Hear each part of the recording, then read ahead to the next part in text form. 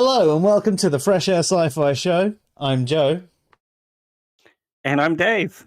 and tonight's I fuck think. up, which wasn't just having my mic muted at the start. Um, it was randomly the virtual audio cable that plays the music decided to just not work. So everything else was working, did all the checks, all the standard checks, all the additional checks that I learned from last Thursday, and there were new problems. It doesn't matter what I do at the The way. moment. It doesn't matter what I do. It's because it's an overly complex setup. I need to make some macros to sort this shit out. I've also been playing around a little bit today as well, and the other day. So we on Thursdays we tend to do a screen share of either an article or a video or something like that we want to review. And you're used to the way we've had it, where we've had the chat to the side and Dave and I below, but I've experimented with a couple of different versions of that. I've also experimented with the be right back thing. So Ooh.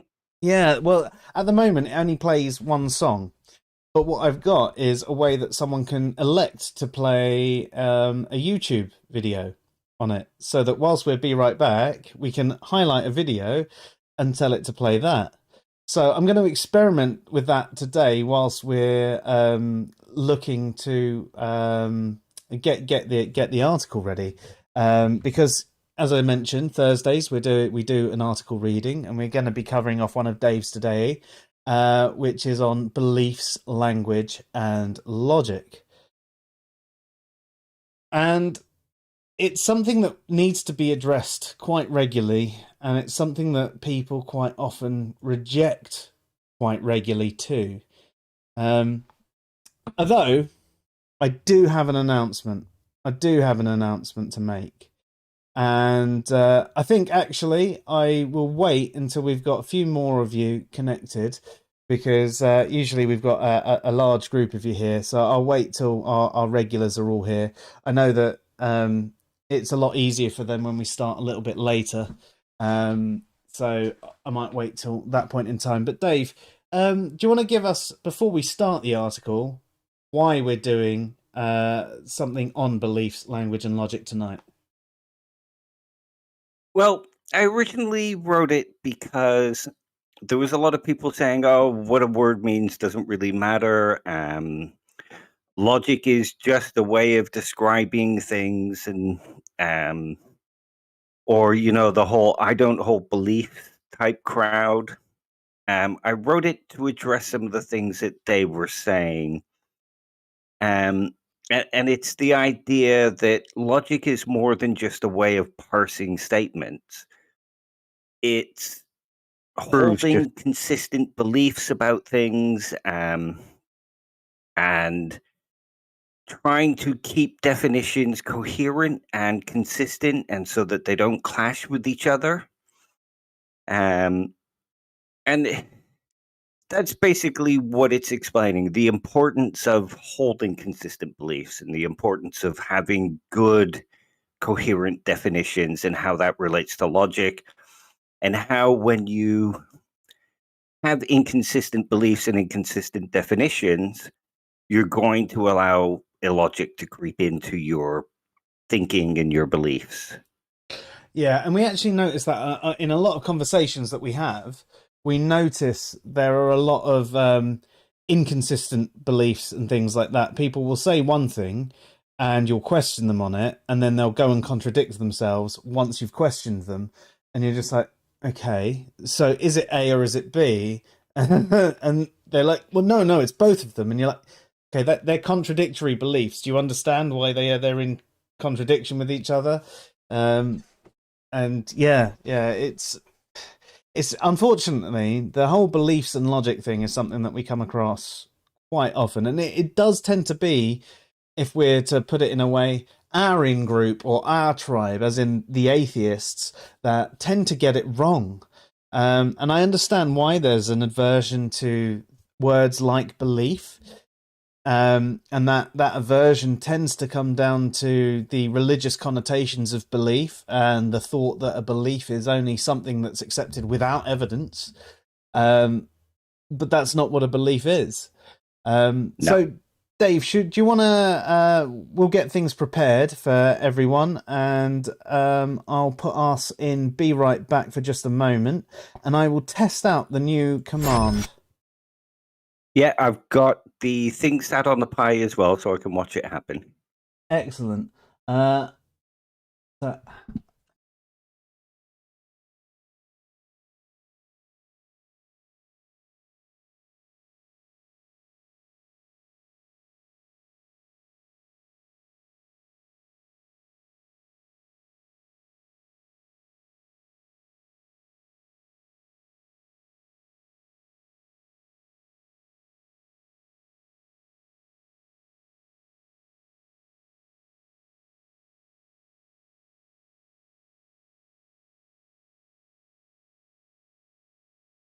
doesn't look like what I'm trying to do on the request thing is actually is working. I'm trying. It's obviously a new feature that I'm trying out. It's one of those ones that's supposed to work on Twitch. It could just be because I can't spell. But it's one of those things when you're trying something new. There's always teething problems. There is always teething problems, and that should be what plays a video. I've set it up so it should play a video, but it's just one of those things. I mean, this is what I was talking about. How I figured, yeah, go for it, and we'll try some new things, but it doesn't seem to actually want to do anything. So we could also try some of the other options that are there, though.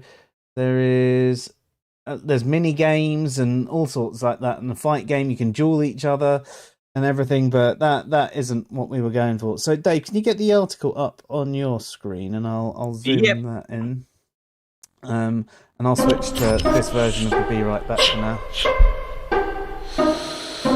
What am I gonna do today, man? Oh, give a article. You guys have some great ideas what to do. How's that? Nice. So this is our new screen that I was talking about. So we've moved things around a little bit. We've put everything a little bit more center aligned, and hopefully that this will be something better for you all to check out. So this, as I mentioned, is Dave's article on beliefs, language, and logic. Yeah, it seems to be coming through on my pretty well. And I feel like the window of the article is much bigger and easier to read now. Yeah, in fact, actually, before we continue, I will actually say this is how it used to be for the audience. This is how we had it for a while.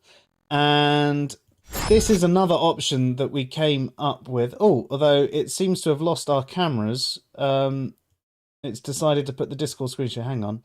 Let me play around quickly. There you go. So that's it's put us at the bottom now. Yeah, so that's another option there that we have. But I think that this, as you said the other day, Dave, is probably the easiest to read overall for everyone. So that's why we've thought, sort of had a play around to try and give you the best view possible. But any feedback on the three, or even give us another idea. We're willing to bend to your ideas. I mean, you might say, get rid of your fucking faces. Let's just have the article on screen. And if that's what you want, that's what we'll do. At the end of the day, we're going to enjoy the conversation no matter how we look. We're wondering how it looks best for you. Have you seen the way I look? I have no choice but to take that approach. So, yes, this is Dave's article on beliefs, language, and logic. Okay. Logic is an important part of rationality. After all, acting rationally is acting in accordance with reason and according to the rules of logic, among other things.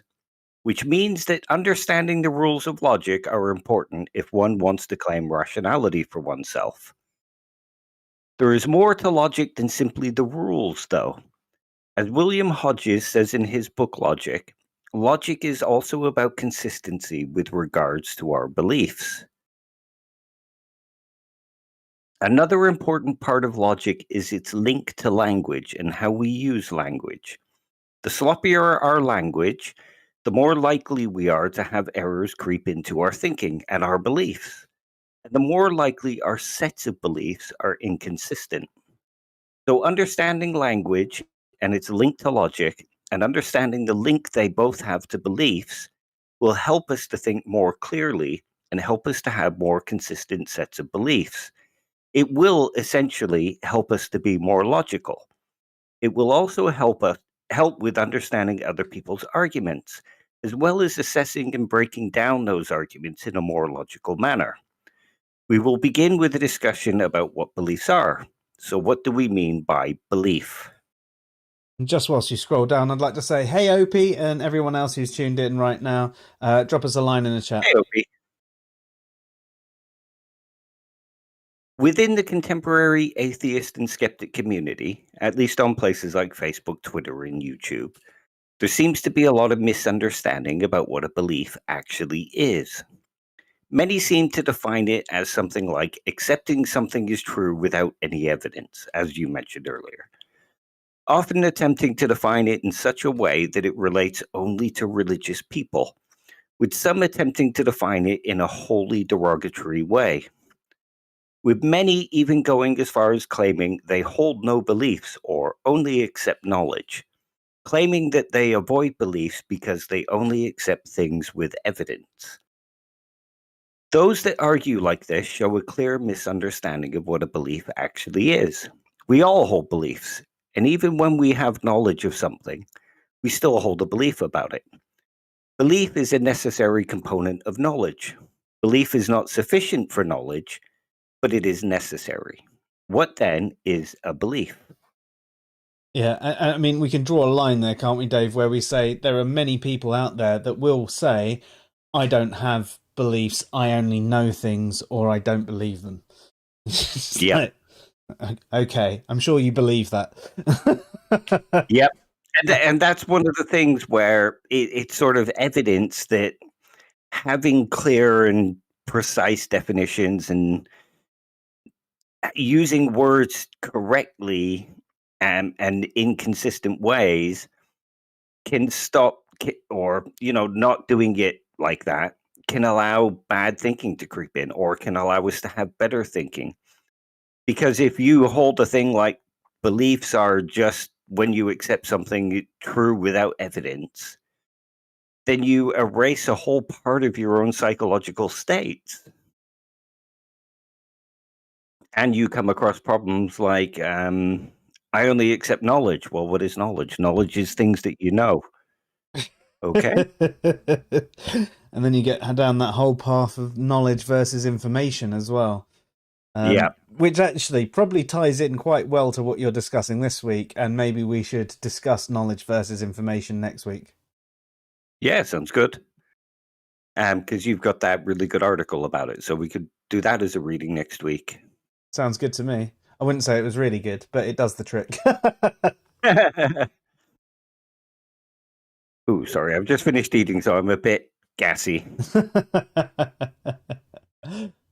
I promise to switch the microphone off when I do, though. Honest. It adds to the humor, I'm sure. Yeah. Okay. Well, when we are discussing beliefs, what we are talking about is our responses to propositions. There are those here that will argue that a belief is a psychological state, not a response to a proposition. They would be correct too, of course, as a belief is a psychological state. However, we do not have access to the psychological states of others, nor can we give access to our psychological states. We can only report on those psychological states. So when we discuss beliefs, we can only discuss expressions of belief, meaning that we can only discuss propositions and our responses to those propositions. So what do we mean by a proposition? A proposition is a I seem to have forgotten an is. A proposition is a declarative statement about the nature of the world. It is a claim that some state of affairs obtains in reality. In other words, it's a statement that asserts that such and such is the case. I mean, this is a real simplification of it, but so the statement God exists is a proposition. It's a statement that asserts that there is an existent being in reality that we label as God. The opposite proposition would be God does not exist, which asserts that the aforementioned proposition is not true. There is no existent being that we call God in reality. A simple rule of thumb to determine whether or not a statement is a proposition is to replace the P in is it true that P with the proposition in question. So if P equals God exists, we would be left with the question, is it true that God exists? So if after replacing the P in is it true that P with whatever statement we have leaves us with a grammatically correct question, then we can consider that the statement is a proposition. Yeah, and I think that's another thing that it comes through there. But just in case it wasn't clear, a proposition, at least in this regard, tends to be something that is also binary. It's something that is true or false.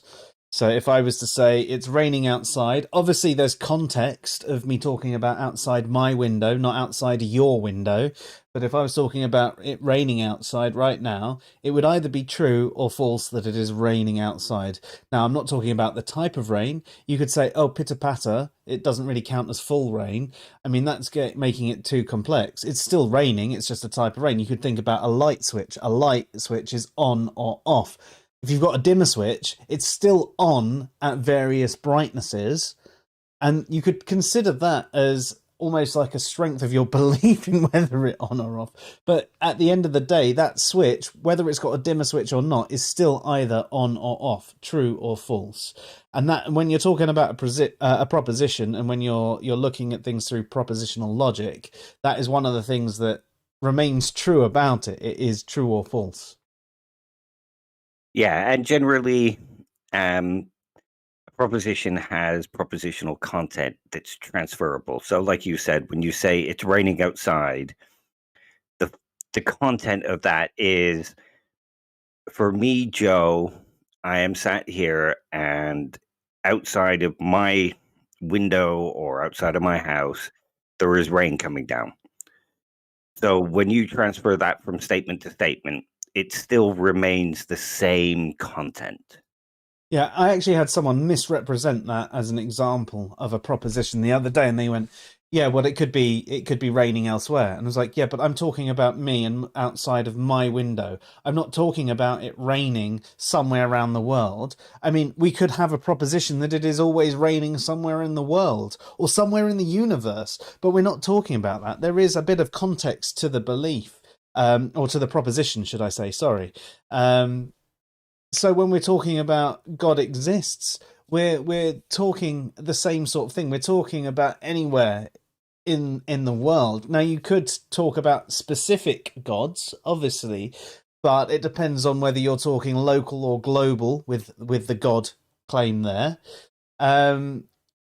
And it depends on what you regard as a god. There is always that sort of context. And that's why you might have someone talking about local atheism, for example, or local theism, rather than global. Yeah. And it's why the content of the proposition is important. Because when you use the term God, you're generally speaking of a particular thing. You're speaking of an all-powerful being, and timeless, spaceless. The word God, capital G, has different content to the word God, lowercase g. So when you say which God are you talking about, you're usually using a lowercase g, and you're referring to, well, which one of these gods around the world. The Hindu wouldn't normally use the term God. They would use the term Brahma or Vishnu. They'd probably speak about the specific god, or they might be talking in a pluralistic sense, the gods. Yeah. And in the West, the term God usually refers to a particular type of God. That is the timeless, spaceless, The capital G is generally that Abrahamic God, isn't it? Yeah, or something very close. I suppose you could say, well, what about the pantheist? They refer to God as the universe as God, but that would be a different proposition, and it would have different propositional content, and that would come, like you were saying about the guy saying, well, it could be raining elsewhere. You would get that context of what they mean by God from who they are. Yeah. If you're speaking to a Christian and they say God exists, and you go, well, which one? It's a bit of a ridiculous statement because you've got the context of them being a Christian. And equally, if I go, it's raining outside or it's not raining outside, again, we've got the content of me talking. So I'm not talking about where they are, but people like to be a bit, what's the word? It slipped my mind. Argumentative? Well, no, they definitely like to be argumentative, but that's not the word I'm looking for right now. They like to obfuscate the problem. But there's a particular word I'm looking for that I can't think of. But either way, no, they're basically trying to hide the problem and you know, like hide the ball sort of thing. You were right when you said obfuscate. Oh, okay. Well, there you go. I couldn't remember the word that I said. Yeah, they're trying to muddy the water. Yes. That was the simplistic term that I was looking for. Yeah, obfuscate. Yeah. So you had it right. Excellent. I try and use simplistic language though, and I couldn't think of how to describe it.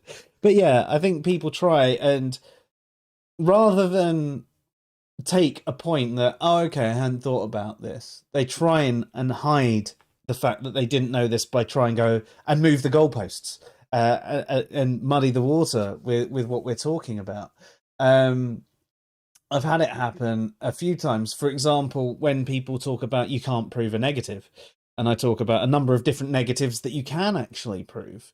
And then you go, mathematical negatives is an obvious one. Logical things that just don't make sense, like a square circle. You can obviously say, right, well, I can prove that doesn't exist because a square circle can't exist. It's logically incoherent. And then you go, I can prove to you right now that there isn't a dragon in my living room. And they'll go, well, I think the dragon's invisible. And but that's not what we're talking about. What if it's invisible? Yeah, what if it's invisible and spaceless and immaterial? And usually the answer is, well, then it's not a dragon. Yeah. Yeah, because you're taking away the definition. Oh, what if I think it's only 2 inches tall? Okay, so what's the definition of every dragon that has come to pass throughout the years? And it's just like, rather than admit that the fact that, okay, there are some negatives that you can prove, I'll admit there's a lot of metaphysical negatives that you can't prove without a doubt. You can obviously demonstrate issues with definitions of this particular thing and the characteristics, like we were talking about the other day when we justified our atheism. But there are so many people so desperate to hide certain aspects. It's just, well, it's frustrating more than anything else. It is, and it's those kind of responses that this sort of speaks to. This article, like I say, they'll hold inconsistent things. Like, you can't prove a negative. Okay, well, you can prove that there's no square circles, like you mentioned, and then they'll say, okay, well, you can't prove such and such. Okay, but you're now trying to cling on to a false belief because you have a need to be able to make a particular claim.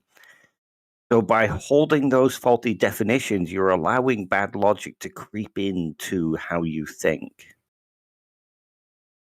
Does that make sense? It does to me. I hope it makes sense to everyone out there watching. Aye. Well, it probably will, because they generally agree with us anyway. But, those catching the rerun. And if it doesn't make sense, let us know, and we'll explain a little bit better, either in a future stream or just in the comments. So we're happy to expand on the ideas. But Okay. So the next paragraph. This is because not all statements are propositions. Some are commands. For example, go to the shop and get milk is a command, as is empty the dishwasher. They're both statements that can't be true or false, but they're grammatically correct statements. And I've seen people mistake commands for propositions. If we replace the P in "is it true that P" with one of those statements, we are not left with a grammatically correct question. If we replace P with a question, then it too fails to yield a grammatically correct question. For example, if we replace P with "does God exist," then we are left with "is it true that does God exist?"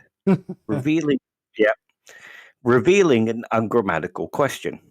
So, as stated, a simple test to see whether we are dealing with a proposition is to replace P in "is it true that P" with whatever string we are dealing with.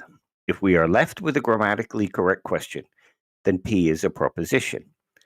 Our response to this newly formed question is our attitude towards P, or our belief about P.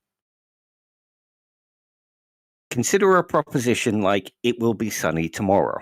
This proposition creates a grammatical question by replacing P in "is it true that P" with the proposition, showing us that it is a valid proposition. We are choosing this proposition because it represents several basic ideas about language and beliefs. The first basic idea is that the same string can represent several different propositions, meaning that it can represent several different beliefs. This is something like you were talking about with the "it's raining outside."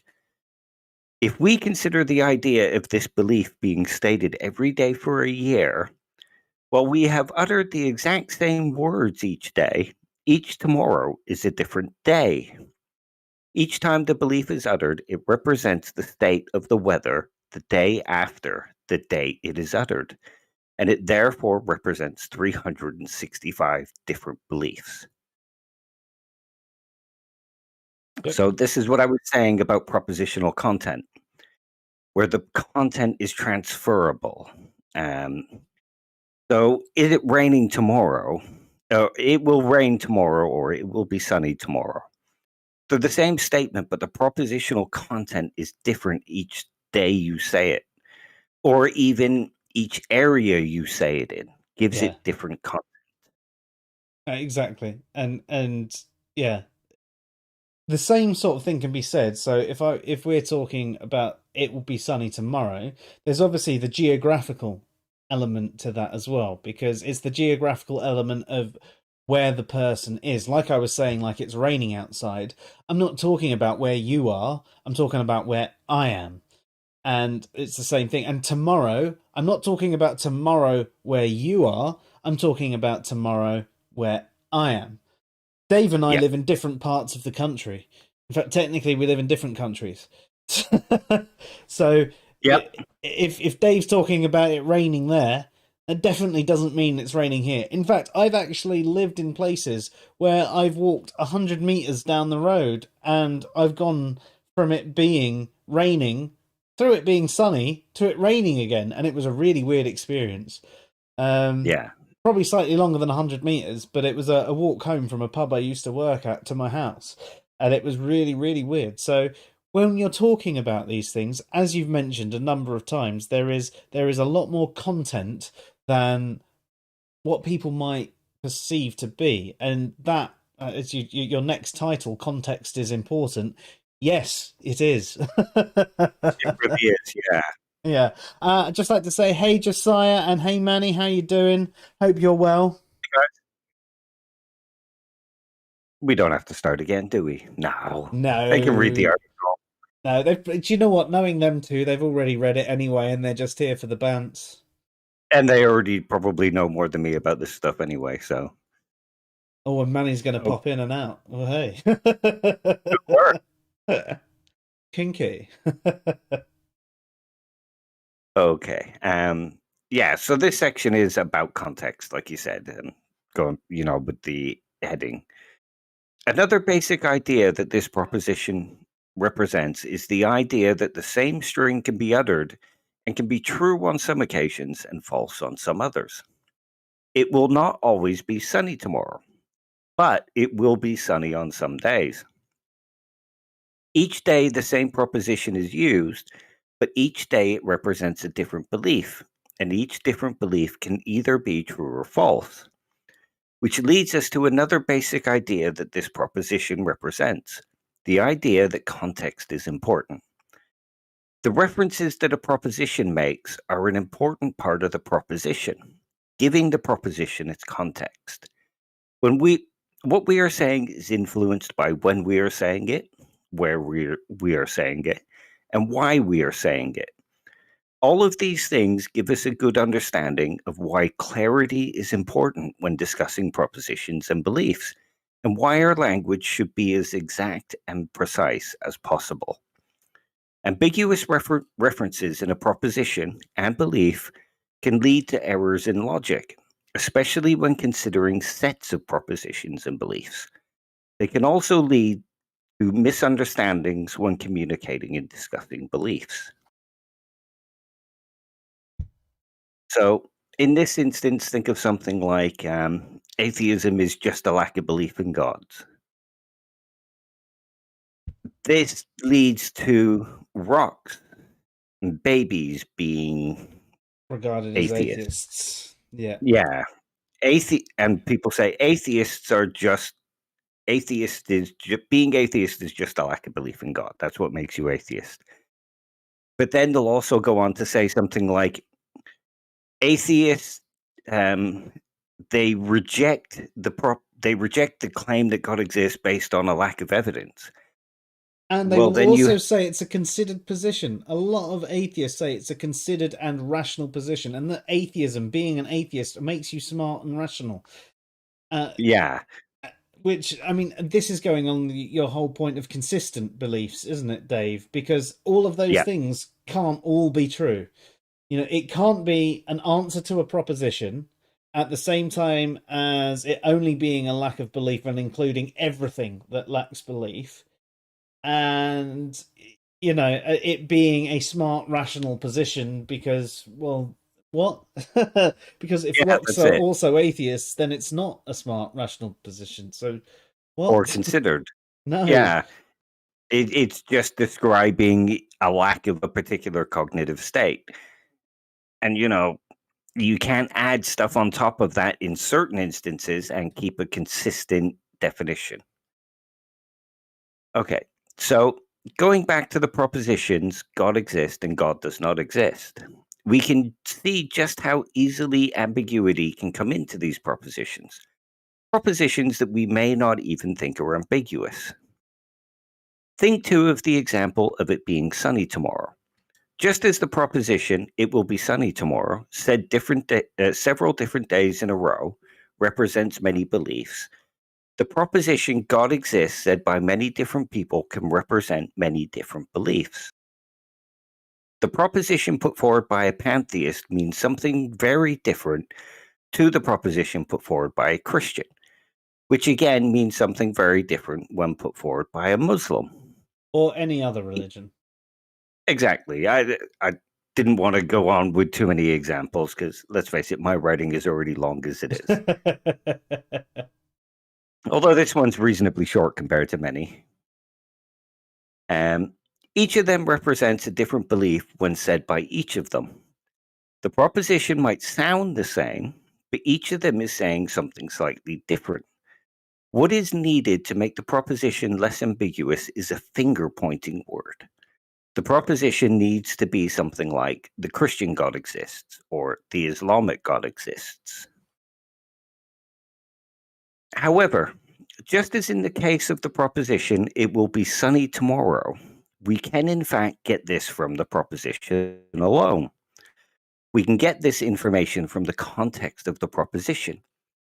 Who said the proposition gives us indication as to which God is being spoken about in the proposition. If uttered by a Christian, then it is, more than likely, the Christian God being spoken about. If uttered by a pantheist, then it is most likely the pantheist definition of the God being spoken about. Of course, if we know nothing about the person uttering the phrase, then the phrase is ambiguous. If we replace it with our own definition, such as a generic creator being, then we will be speaking of a different belief to the one uttering the phrase originally. We will essentially be talking across each other. Clarity in the proposition is necessary to make sure there is clarity in the discussion. Otherwise, we may be speaking of two separate things. This is what I was saying earlier, about if a pantheist says God exists, you can get that propositional content from who's saying it. Yes, definitely. And again, it's the thing of what people should take from it. If I'm talking about it being raining outside, I'm not talking about outside your house or outside your house. I'm talking about my house. And the same thing. Exactly. If you know you're speaking to a Christian, you're speaking about a Christian God. If you know you're speaking about to a Hindu, you know you're speaking to the Hindu gods. If you don't know who you're speaking to in this sense, okay, fair enough. You could say which god. But generally online, if you're speaking to someone on Twitter, they have a profile and you can click on their profile and they go, okay, they clearly have loads of crosses all over their profile and they say, I love Jesus. I think we're talking about the Abrahamic deity and they're a Christian. Yeah. And I mean, you'll see it like channels like Capturing Christianity and Inspiring Christianity. They'll start speaking about God, and a bunch of super smart, rational, skeptic atheists will jump in and go, well, which God are you talking about? Well, it's kind of obvious from who they are which God they are talking about. Yeah. Sometimes the question, which God, is appropriate, but sometimes you're just being an ass. Yeah. And to be honest, I've used it both ways myself. When I've been having a conversation with someone and I've found them awkward, I am guilty of becoming awkward myself, and I've made those sorts of statements. Manny's got a question before we carry on. He says, so sorry to bring this up, but how does Duke talk about this differently? I think I need a bit more context from you there, Manny. What do you mean, how does Duke talk about this differently? Or are you talking about something about the threads that we were talking on earlier? I'm sorry. I'm going to let Dave carry on this section and let you fill in the blank. Okay. Expanding the proposition into a fuller statement can help to understand the context. Oh, wait. Nope. I've skipped a paragraph, haven't I? This is because the referent in the word God is a different referent. It is important to have a clear referent, and when discussing beliefs, it is important that each party involved in the conversation is using the same referent. So if this is like, if I say kick the ball, and there's 3 different balls, and I mean the one on the right, and you take it to mean the one on the left, we're having a different conversation. So it's important in cases where there could be ambiguity to make sure that we are both referring to the same thing. Yeah. So if I was to turn around to you and say, Dave, I'm suddenly convinced a God exists, it would be fair for you to turn around and go, well, which one? Are we talking about a specific God, or is it you're just talking in general, or whatever? However, if I was to say, oh my God, I've just seen Jesus, I believe a God exists, and you were to go, which one? You'd be a fucking idiot. Yeah, you would. Because it's pretty obvious from what you've said in that kind of context, isn't it? Yeah. Okay. As stated above, if each party is using a different referent, then they are each arguing different things. Each party might be using the same words and uttering the same sentences, but they are actually making different arguments and expressing different beliefs. They are, essentially, committing a form of lexical ambiguity, where one word is used to express many different ideas and taken in completely the wrong way. As with the "it will be sunny tomorrow" proposition, context can help to clarify what the referent is However, sometimes we forget how important context is to the words being uttered. Expanding the proposition into a fuller statement can help to understand context and help to understand the belief that is being expressed, of course. Doing so can help to understand where misrepresentations and misunderstandings are happening. Consider the proposition, "It will be sunny tomorrow." That proposition can be expanded into a fuller statement such as, "I believe that it is true that it will be sunny tomorrow in my local area." If the speaker had intended it to be less localized, then the declarative statement would be something more specific, such as, "It will be sunny where you are tomorrow," or "It will be sunny in California tomorrow." If the phrase is not more specific, then it has expressed their belief incorrectly, and the lack of specificity has caused ambiguity. Yeah, and I mean that's like what we were talking about with the whole rain example as well, when I said talking about it raining outside. And then they were so desperate to find how a belief could be both true and false. And it's like, yeah, but in the sense of it raining outside, I'm talking about outside my window right now. It can't be true and false at the same time outside my window. If we take the whole world into account, then of course it can. Leon says, people do not know how to inductively conclude what God the conversation is most likely about. I think actually they do know how to. I think they're just being disingenuous. Belligerent, yeah, that's another good word. Yeah. They're, I suppose in some respects, trying to make the point that there's tons of gods out there, which one are you talking about? Which, okay, I get what you're doing with that sort of statement, but making that sort of statement, you're talking past the person, and it's pretty pointless, really. Yeah, especially if you're trying to win the argument, because then you're essentially strawmanning them. Yep. You're attacking. I mean, it's not exactly strawmanning because you're not attacking a weaker version in order to bring them down, but you're trying to create a really ambiguous argument that you can then go on to attack and move the conversation elsewhere. Yeah. Which is actually what happened after that conversation I was having about the rain thing. They then switched it to things like quantum particles and things like that. And you're just like, well, we're not talking about that sort of thing. We're talking about a basic proposition. I'm not talking about quantum states. I'm not talking about how light can be both a wave and a particle. I'm not, that you're being ridiculous. Yeah, absolutely ridiculous. You're talking past me. Let's have the conversation that we're having. Yep. This is a glass. It is either true or false that this is a glass. This is a glass. It is also true or false that this is a glass. I could possibly use it as a glass, but it wouldn't make it a glass because it is not made of glass and it's a pill pot. And this actually is a glass. Well, it's when they argue things as well, like atheism is just a lack of belief in God. They're holding sort of ambiguous beliefs as well, because it is not just that. But many of them will also say, like I've mentioned before, you don't get to tell atheists how to define atheism. But then they'll go on to tell other atheists that's not how the word is used.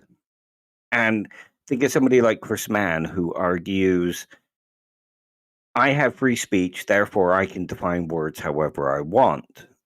But then when you say atheism is the belief God does not exist, he'll tell you that you're using the word wrong. So he holds a bunch of beliefs that are all inconsistent.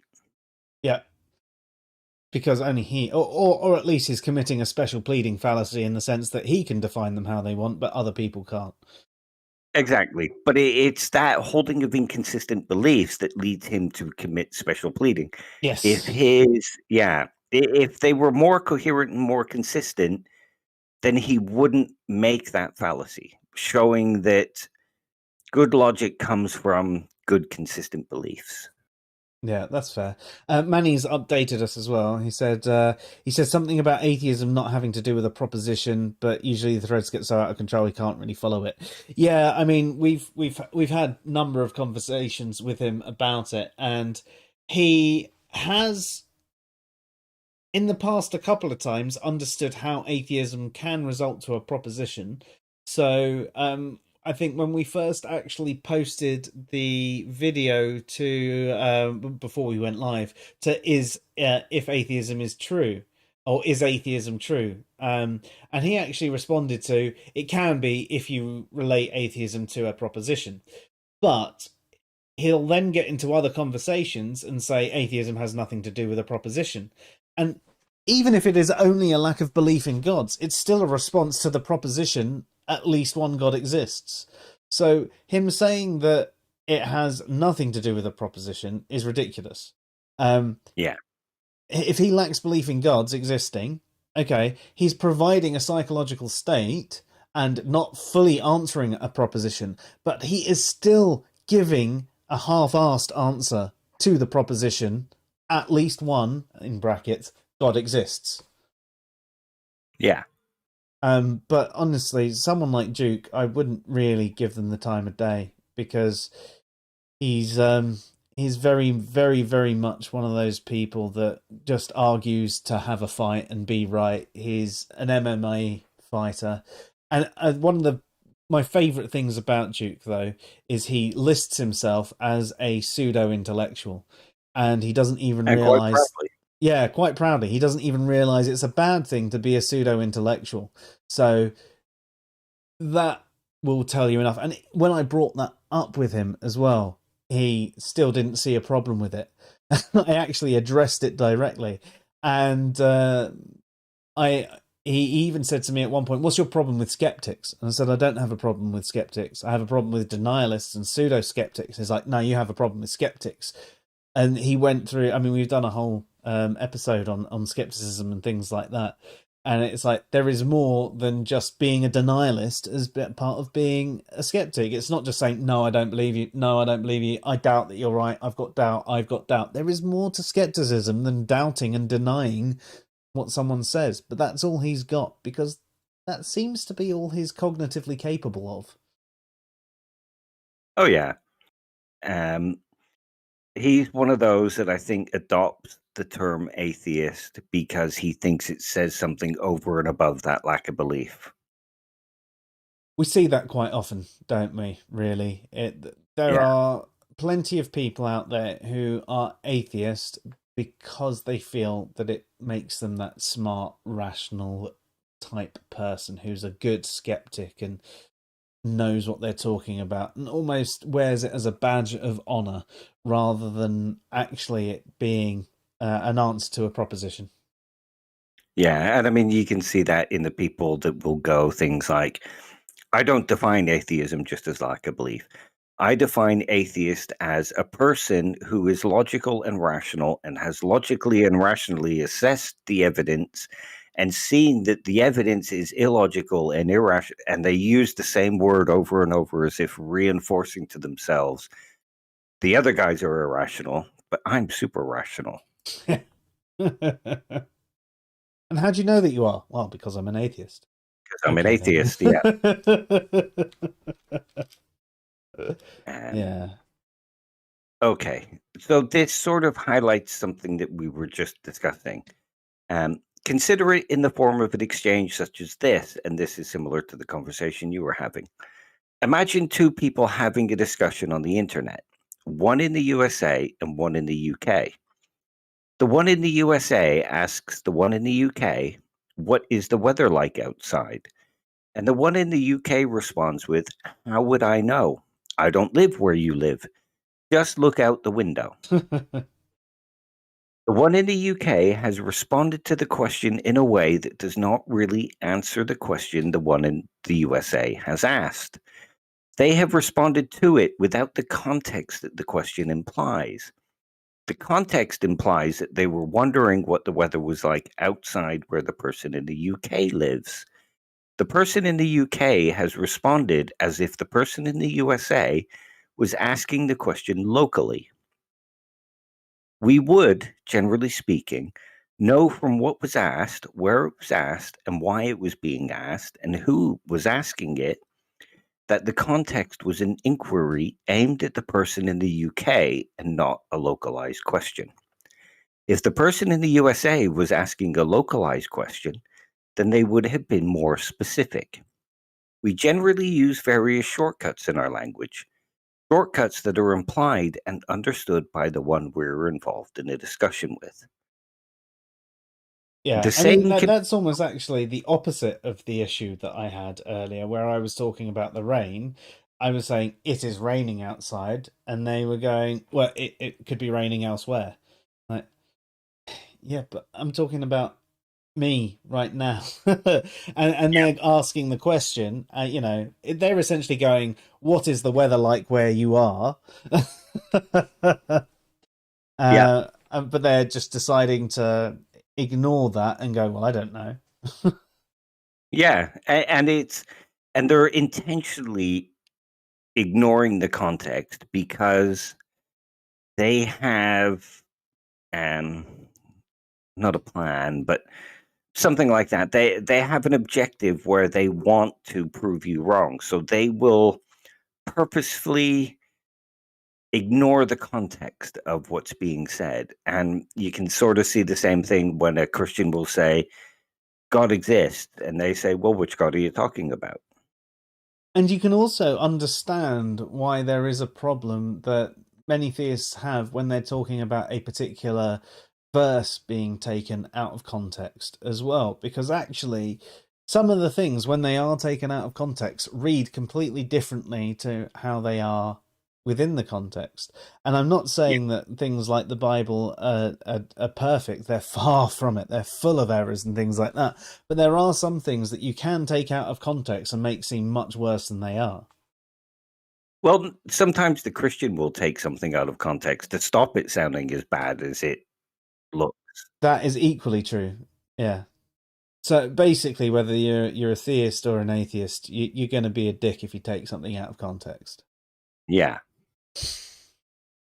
The same can be said of our expressions of beliefs. We expect that the person we are expressing the belief to will understand these shortcuts of language. However, these shortcuts can cause ambiguity, especially if the person we are in discussion with is not behaving with a principle of charity, does not understand the shortcuts, or has an agenda with the language that they use. Clarity of language can help overcome all of these problems and these kinds of ambiguity. If our goal is clear communication, and if during a discussion or argument our goal is understanding and progress, other goals may cause problems, of course. So the goal of winning the argument can cause problems. Mm-hmm. Now, returning back to our proposition of God exists, we can see further ambiguity coming in during discussions between atheists and theists. Consider the atheist that declares that they are not claiming that God does not exist when responding to a Christian or Muslim that is putting forward the proposition that God exists.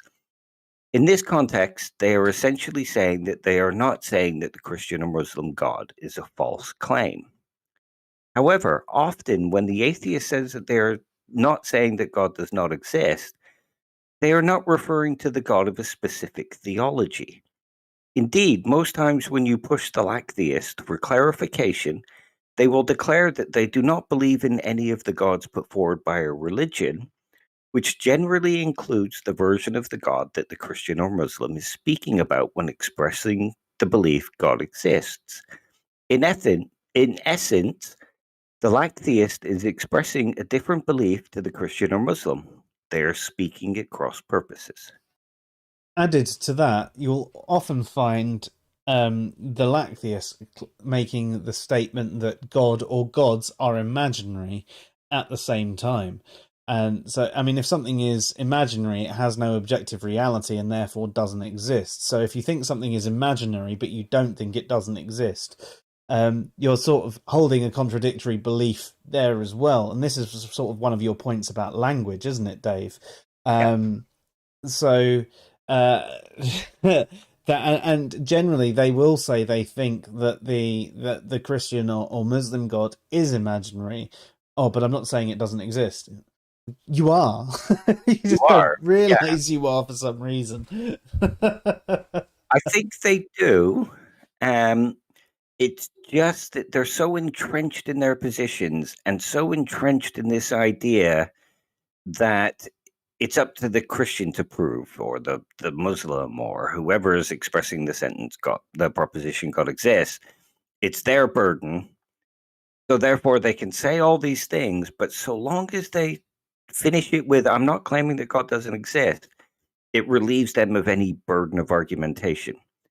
But all it does is leave them with the burden of illogical and incoherent positions. Yeah. And contradictory beliefs, like you said. If you believe gods are imaginary, but you also believe that God could exist, you're holding contradictory positions. And the term cognitive dissonance is very popular in the atheist community. And cognitive dissonance is when you get angry because you hold specific sets of contradictory beliefs, and when pushed to express them, you get angry. Yeah. And we can see that happen a lot online with atheists who will say gods are imaginary. And then they'll say, the Christian or Muslim or whoever will say, oh, yeah, can you prove that? And then they'll go down the whole, it's not up to me. And they'll go on a bit of a rage quest because of the burden of proof type thing. Yeah. So all these contradictory beliefs lead them to get angry. Yeah, no, you're definitely right there. It's quite amusing to watch, and I see goalposts shifting, and they're going, yeah, but I'm just talking about this particular thing, so I wouldn't say no gods exist. And as Leon says, a lot of people like to say theists believe in an imaginary deity, but will refrain from saying it doesn't exist. Except what they are saying by saying it's imaginary is them saying it doesn't exist. That's the whole point of something being imaginary. It doesn't have an objective reality. So yeah, it's if you're saying something imaginary, I mean that you're making a claim, and that's and I hate terms like magical sky daddy and things like that as well. Not only is it sort of condescending and patronizing, but if you say that and then you suddenly switch it and go, but I only lack belief, again, you're holding contradictory beliefs. Oh, Ozzy's just popped in the chat. How you doing, Ozzy? Nice to see you. Good to have you here. He says the same point can be made with respect to the expression God delusion. Belief in a God can't be a delusion unless a God doesn't exist. The same point can be made with respect to the. Oh, it said it twice for some reason. Yes, no, you're definitely right there, Ozzy. I mean, I think it's one of those things like when they say theism is a mental illness, or being religious is a mental illness. I think that's a terrible, terrible way to phrase things. Don't get me wrong. I can see people who are mentally ill having some fucking crazy beliefs, and I can see some of the beliefs some religious people might have being a bit crazy.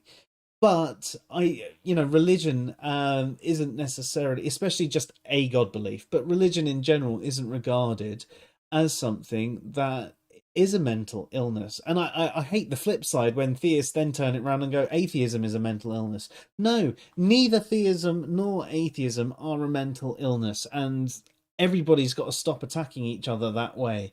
There's a much better ground that you can have.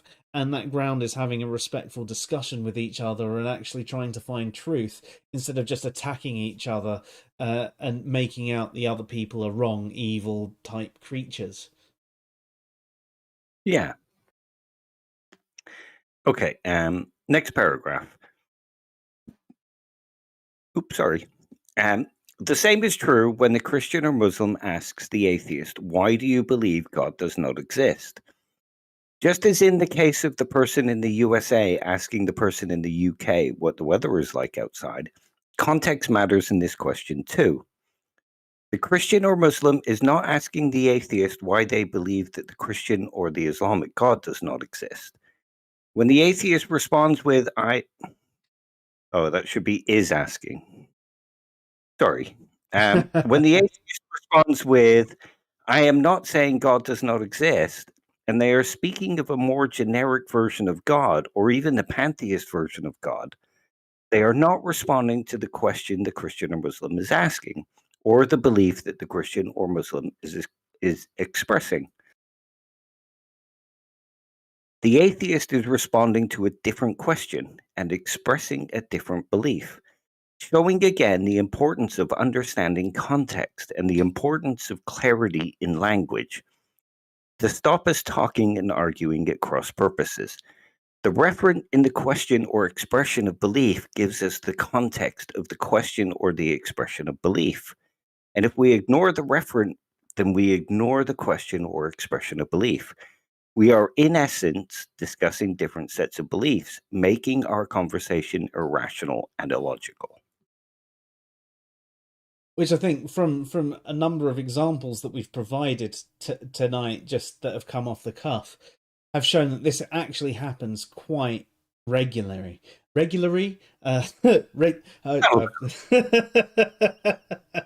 From context. Yes.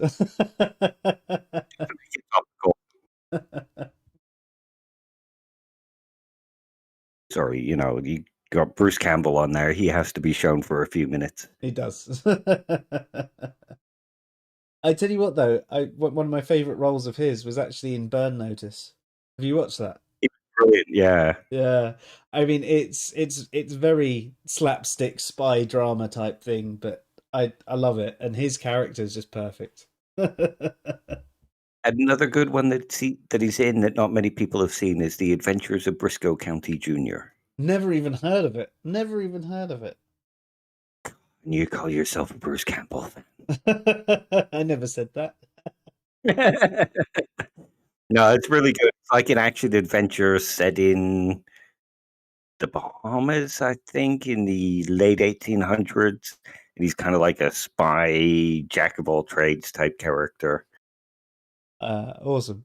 Yeah, it sounds hilarious. I'll have to have a look and see if I can find a copy of that to buy anywhere. Brilliant.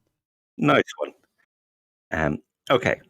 All of this shows us why clarity in language is important, and why well-defined reference, as well as making sure that we understand the context of the referent and the context of the belief or question, is important. The same is true of our own internal sets of beliefs. When we use sloppy language, we allow the chance for equivocation to come into our own internal sets of beliefs, and we express those beliefs sloppily. For example, if we are in a conversation with a Christian and we declare that their God is imaginary, but in the same conversation declare that we are not claiming that God does not exist or that there is no God, then we have committed a form of equivocation.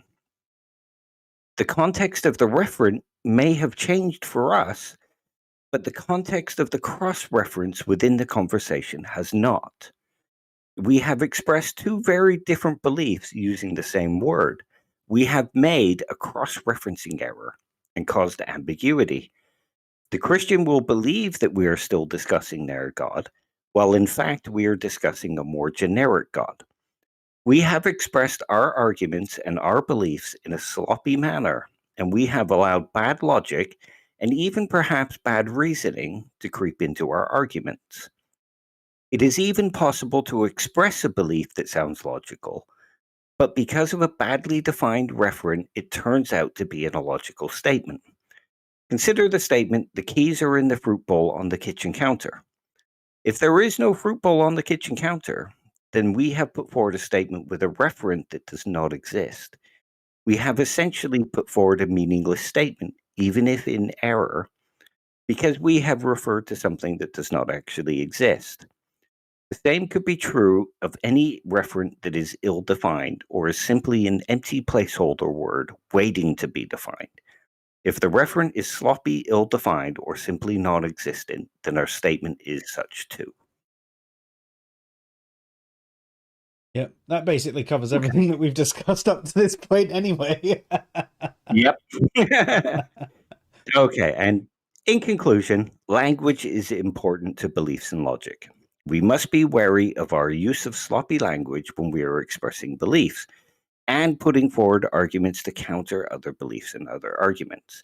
An understanding of how context words and how reference and cross-referencing in statements works is a vital part of improving our own use of logic. Those that are concerned with how logical their beliefs are and how logical their arguments are would do well to pay attention to these things.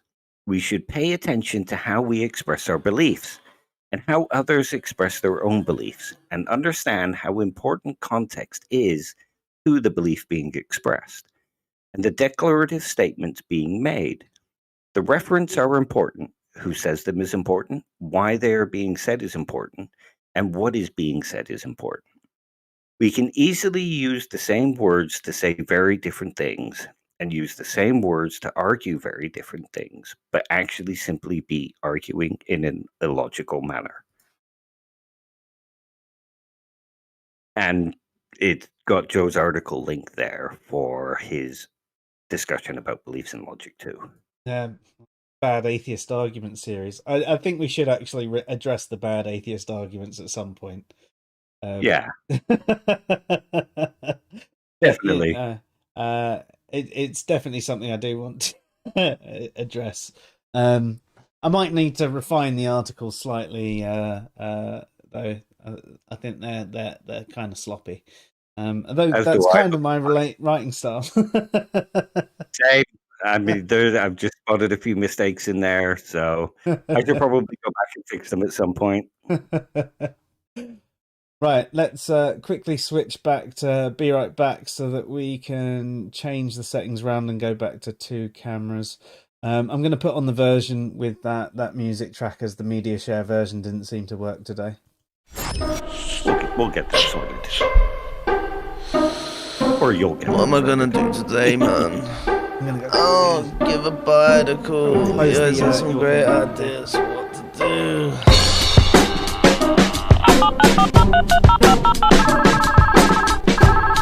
Hey, yo, pod, what's up, man? Yeah, man, what you saying, bro? Yeah, how's it going, bro? How you feeling? Lean. Safe, me too, man, me too.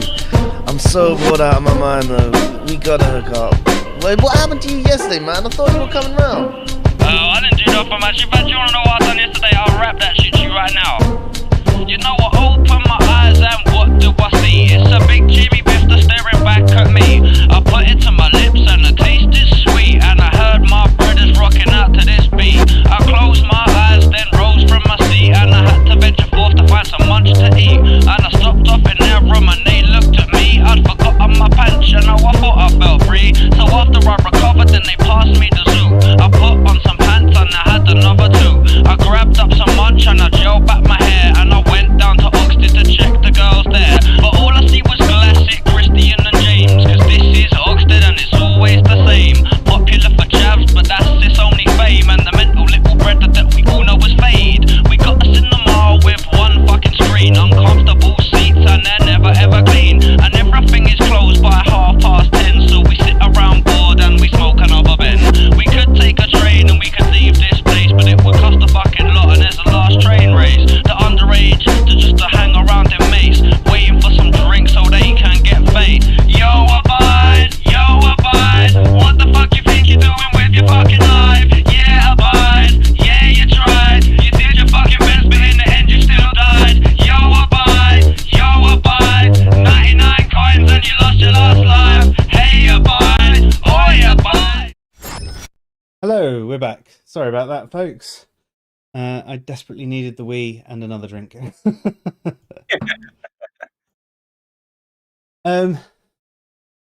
So yeah, I mean, that was Dave's article on beliefs, language, and logic, and I think that from the people that we speak to quite regularly, all of you will probably have experienced that very same sort of thing of people talking past each other and using sloppy language. And we've addressed this a number of times about how vague, for example, the lack-theist definition of atheism is. You know, I only lack belief in gods. It doesn't really tell you much about their position, what they do and they don't believe. All you know is that they just lack a belief in gods. It's like we've said a number of times, you know, not all non-cars are boats. Not all non-humans are pigs. Not all non-Americans are Brits. And that's the same for not all non-theists are atheists. So that's why we're trying to talk about that sort of specific language. Now, before we go on, if you guys have any comments or questions, get them in. But I have a little announcement to make, because I think you might have remembered, it was about a month ago, you announced that your brain definitely still works, Dave. Yeah. Yeah. Ish. Yeah. Well enough to get a distinction in your philosophy degree, your master's philosophy degree. He's a master of philosophy. That's what you can take away. A distinct master. Well, my brain still works too. And there's my proof. My brain has a different function to Dave's. But when I call you bollock brain, I'm actually being quite specific. Yes, you are. Congratulations. Cheers. I'm wetting the baby's head tonight early because, you know. Thank you, Greg. Nice to have you here. I didn't even realise you're here. You were lurking in the background. You were.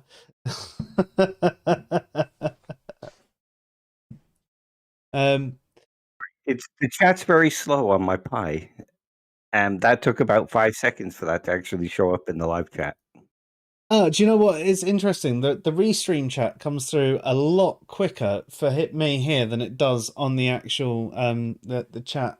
So I don't know why. I suppose it's just networking, isn't it? I'm getting the direct interface, where that's another chain on. Yeah. Greg, it's not a problem that you've been a bit busy, man. It's just great to know that you're here. Yeah. But thank you for your attendance as always, dude. I still want to get you on stream actually, and tell us about your experience, because you used to do apologetics quite often. And actually, in the future, I mean, Ozzy, you wanted to come on and tell us why you're not a philosophical naturalist.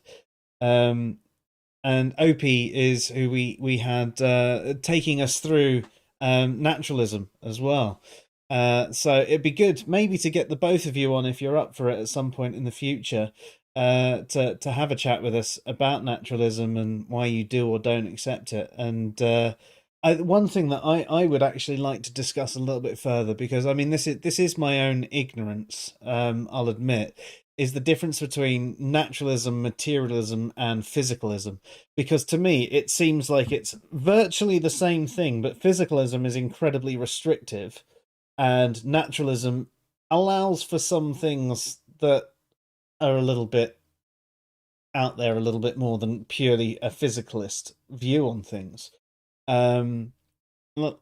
Like I'd say physicalism entails hard determinism, but I wouldn't say necessarily naturalism does. But this could be my own ignorance on the topic. So I'd love to get you both on stream at some point and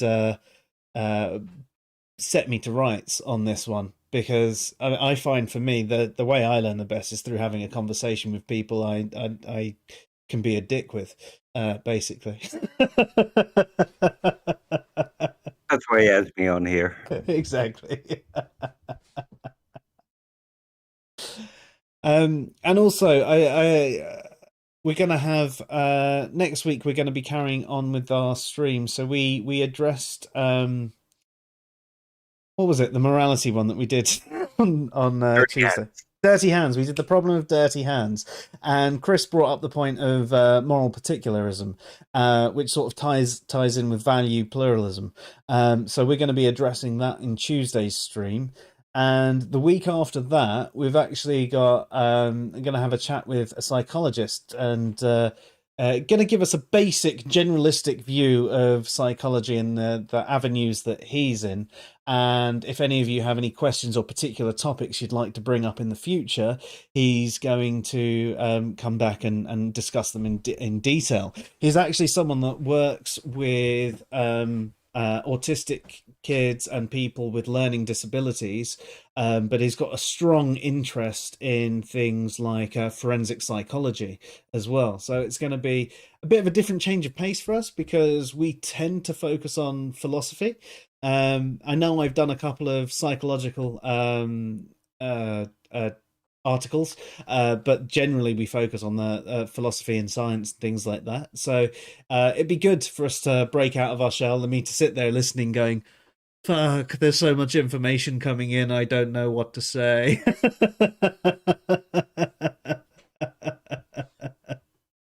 Hey Phil, nice to have you here. Yes, you've missed the article. Don't worry about it though, I'm sure you've read it already. And he already knows about that kind of stuff anyway. He does. I mean, the short version of it, Phil, is it's basically talking about the vagueness of language, and how beliefs tie into things. So when people use sloppy language, it can lead to vague and inconsistent results. So that's what we were discussing. If you've got any examples, any recent examples, any of you that you want to bring up, feel free to. I was bringing up one about how people also like to try and hide the ball or obfuscate the problem. When I was talking to someone about how it's raining outside is a proposition that's true or false, and they would go, well, no, because it could be false where you are, but it could be true somewhere else. And it's like, yeah, but there's the context of the proposition as well that I'm presenting, but they wouldn't accept it. And there are some people who are very, very against any form of analytic philosophy or propositional logic. You know who I'm speaking of. Who they just try and argue the toss, and it's in the same way that someone like Duke gets incredibly heuristic and just fights for the point rather than actually has a conversation. They're doing everything they can to tell you that you're wrong rather than have a conversation and find the truth in the conversation. If a conversation was had, it would have been, right, yeah, but we're talking contextually here. If I'm talking about outside, I'm talking about outside my window. I'm not talking about everywhere in the world, you know. So there you go. That is the very short version of the last hour and a half. So without all the jokes and without your announcement. Yeah.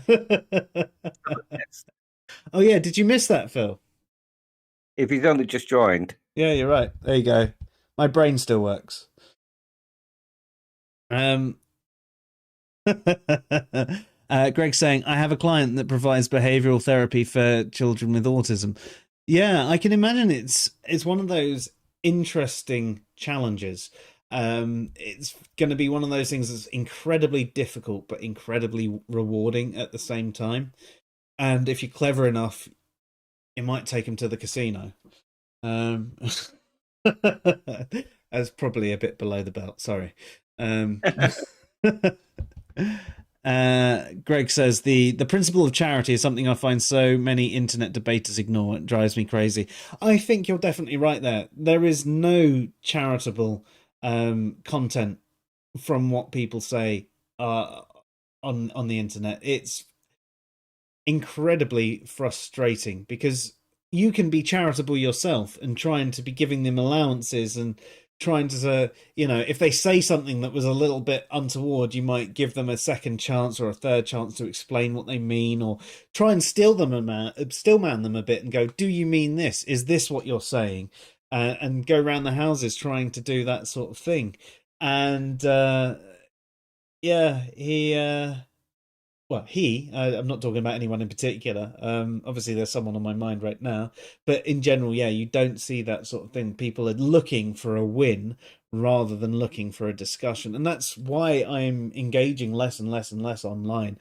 I've taken to the point of just posting silly memes and seeing if people bite and have a discussion about the meme, because that actually ends up being a much more enriching conversation to me than some of the conversations that I can have with people online, which is a shame, really, because I mean, I met all of you guys, all of you in the chat online, and it's been fantastic meeting all of you, and we've had great conversations over the years. Some of you, I mean, Greg, I probably met you in Does God Exist, what, 5 years ago or something like that?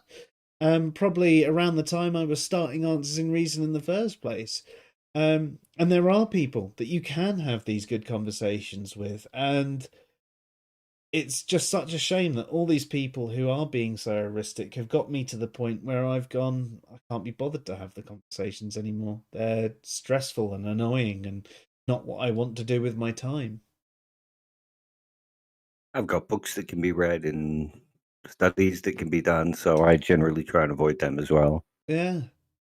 Yeah, it's amazing how much time you get back when you don't engage in them as well. I find I get lost in a conversation for days at times. I mean, Philip, you and I have been lost in conversations with others recently for days, and the end result is nothing has changed at it. You've just got a couple of people who are going on about how they're so kind, but they're really ridiculous and insulting to theists. But they're really kind people. But you're a dick for not being kind to me, but I can be unkind to theists because that's okay. And you're just like, do you even have any self-awareness? Like, really? Incredibly frustrating to have those sorts of conversations. Greg says they play the Ray Comfort game with rhetorical games. They want to back you into a corner with word games. No, you're right.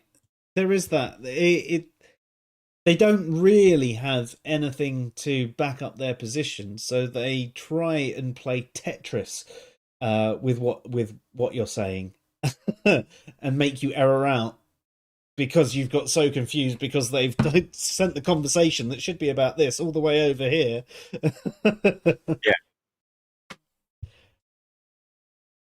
Yeah. Ozzy says there is as much application of the principle of intellectual charity in discussions about the great debate as there is between politicians debating in the media.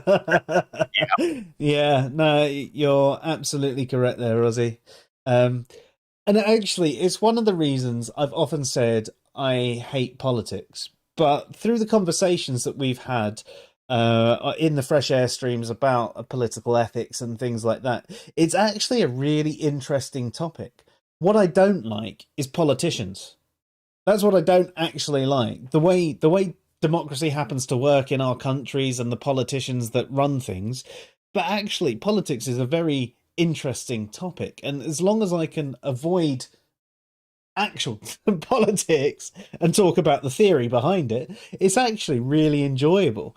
But you highlight one of the things that frustrates me so much about it and why I tend to avoid it altogether. Oh, was it longer than 5 years ago, Greg? Fair. Blimey.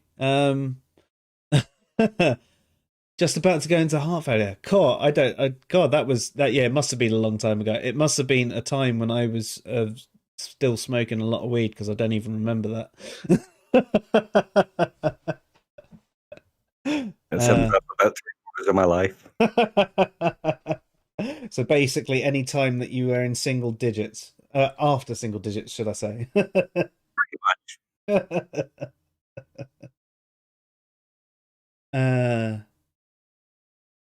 Yeah. So there's I think the principle of the charity is, if there was enough content that we could do, it would be worth doing a whole stream on that and about the times it goes wrong. And if we could actually pick up some examples of, this is a conversation, someone was a little bit unclear, this was the right way to deal with it, this is the wrong way to deal with it, guess which way it was, and more often than not it would be the wrong way to deal with it. But that is the way it tends to go.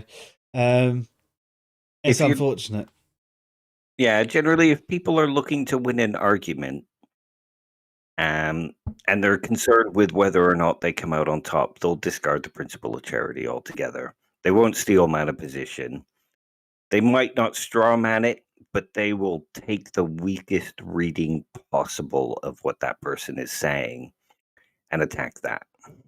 Yeah. Which can lead to a straw man, but you're right, it might not always be a straw man. And it's frustrating to watch. these conversations unfurl online, and I know that I've been guilty of some of these things in the past as well. And I think that's some of the reason why I spend so much time with some of the contemporary atheists on the internet, is the fact that I've made this mistake before in the past. I've realized it's a mistake. I'm trying to help you realize it's a mistake as well. But you're just so damn belligerent. You're not interested in being right. I was wrong, but I was, I am interested in taking the better path if I can, and having someone show me that better path. It doesn't always go that way. There are times when I still imagine that someone will present me some new information and I'll go fuck off. Because, do you know what? Sometimes it's natural. We all have biases. We've got anchoring biases. We've got beliefs we've held for years and never even questions because we've had them since childhood. And someone might question them and our instant response is fuck off. Because without even thinking about it, it's just a reaction. But I try and, even if I do react in the first instance that way, think on things and come back to it. And if I know who the person was that I reacted that way to, I try and apologize to them as well, because they weren't deserving of that. They were right. But yeah, and that's one of the reasons why I try and talk to so many atheists on the internet. But as we mentioned before, it's some of those conversations where you just realize it's never going to go anywhere. People are never going to change the way they think about things, because the general groupthink is ridiculous beliefs deserve ridicule, and ridiculing beliefs gets you points, and they all pat each other on the back for the slam down wins and all of that. And and there is so much blindness to oneself. Like I was talking about just a minute ago with the guy that Philip and I were having a conversation with. He was talking about how he didn't like Steve because Steve was unkind. So I brought up the point, so you like to be, you think people should be kinder and you should interact with people in the kindest way possible. He's like, yeah. So I was like, okay, so based on that, and you think we should be kind to each other, and you don't like a toxic environment, which was another point that he brought up, then we should try and be kind to people that we might perceive to have a ridiculous belief and have a genuine conversation with them. And he suddenly changed. It was like, no, because they deserve ridicule. It's like, okay, but you were just talking about how you didn't want a toxic environment. They might be completely nice with their ridiculous belief, but they're a completely lovely person, and you're going to be a dick to them because you think their belief is ridiculous. You've just spoke about a toxic environment. No, it's different. It's completely different. No, you're wrong. And it's just, no. It's always different when it's somebody else's ridiculous beliefs, but your ridiculous beliefs are meant to be ridiculed. You're meant to be nice to them. And I can get the point of having a laugh at a particular ridiculous belief. I mean, if I was to laugh with Dave about something, because I'm not trying to convince Dave of a particular point, we might laugh about a ridiculous belief someone else has, or that we have, or we had at some point in the past. But if I'm having a conversation with someone online, it's not going to go anywhere. It's going to shut the person down, make them defensive, and I'm never going to be able to convince them that maybe they need to reconsider things if I'm just going to ridicule them. And this comes back to your point about, the use of language and logic and the beliefs and the contradictory beliefs as well, because that was a clear example. They don't want a toxic environment. They think everybody should be kinder to each other, but they think theists deserve to be ridiculed and they don't deserve kindness. Right. Do you not see the problem there? Yeah. Most people, and I hate to say this, but most people don't actually think about what they believe. They react to situations. So when you say one thing, they'll say, well, this is what I think. But then in a different situation, they'll respond differently because they don't actually take the time to think about whether their beliefs are coherent and consistent. They think about situational things. Like, in this situation, this is what should happen. But I believe in general, This is how things should go. No, you're right. You're definitely right. You notice that when you're having a conversation with someone and you're, especially if you're using, say, like the Socratic method on them, and you're asking them a question, and then you get to this point and you're sort of whittling away what they believe, and then all of a sudden you get to this point where they're talking about something else, and it's suddenly here, and you're on a different train, and then you get to another point where you're on another train. You're not having the same conversation. We experienced that with our conversation of Randolph as well, how he would constantly go back and forth about what he meant of absence of belief, and how it's not a response to a proposition, and how it is a response to a proposition, and just whatever suited the conversation. Greg says, I have to admit, though, I found myself trying to be linguistically precise as possible to avoid ambiguity because so many don't utilize the principle of charity. And you're right. And even then, when you're linguistically precise, it still doesn't necessarily go away. But I've been trying not to use labels as well for the same thing. Like, describe the belief and the position without actually mentioning atheist. Because atheist is polysemous and people perceive it in different ways. Talk about what you do and don't believe rather than, I'm an atheist. And take it one further and talk about when you're talking about a god, as Dave mentioned in his article. Okay, well, specify all gods, or the Christian god, or this god, or that god. It's why when I say I try and be precise about how the way God is described in the Bible is logically incoherent. It could be a deity that is poorly written by man, but actually man has based it on this perception of this particular deity. But the way it is written in the Bible, it is impossible for it to exist in that form. And it's trying to be as precise as possible there. Now, your next question, Greg, about are you allowed to ridicule Ray Comfort? I'd say we could have a laugh about how ridiculous Ray Comfort is here. I think we can ridicule him, but if you are trying to get Ray to change his mind, then there is no point in ridiculing him directly. So we can have a laugh at how ridiculous Banana Man's beliefs are. But if you're trying to get him or some of his followers to change their mind, then ridiculing him probably won't work. What you'll have to do is have a respectful conversation that makes them realize how ridiculous the beliefs are without pointing out directly, this belief is ridiculous, this belief is ridiculous, this belief is ridiculous. And that's sort of how it has to happen. So it depends on what you're doing. So I've got no problem with you ridiculing Ray Comfort. I've got no problem with you ridiculing me either. I mean, we've got a good rapport, and I'm happy for you to make fun of me. And actually, at times, it'll probably give me pause for thought and go, "Oh, maybe I shouldn't have done that." If some random on the internet ridiculed me, I'd go, "Fuck off! I ain't listening to you." But we've got a good rapport. I respect you. I respect all of the people here. So you guys ridiculing me would have more of an impact than some random on the internet ridiculing me.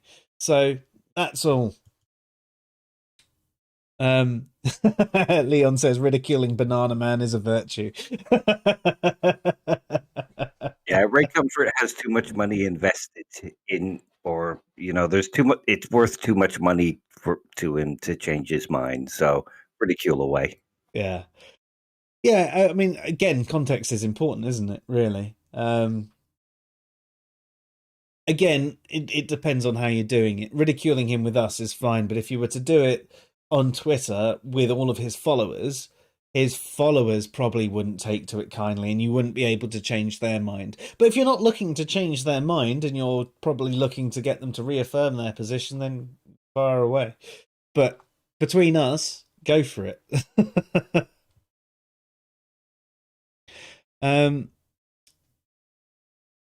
Yes, I am just ridiculous, Greg. We all are. We believe there's no God, so that's got to be ridiculous. Just ask any Christian. That's the other thing about ridiculous beliefs, because to a Christian, the atheists' beliefs or lack of beliefs are ridiculous. So, I think it's just self-evident that God exists. So yeah. So, what is the arbiter of what is ridiculous here?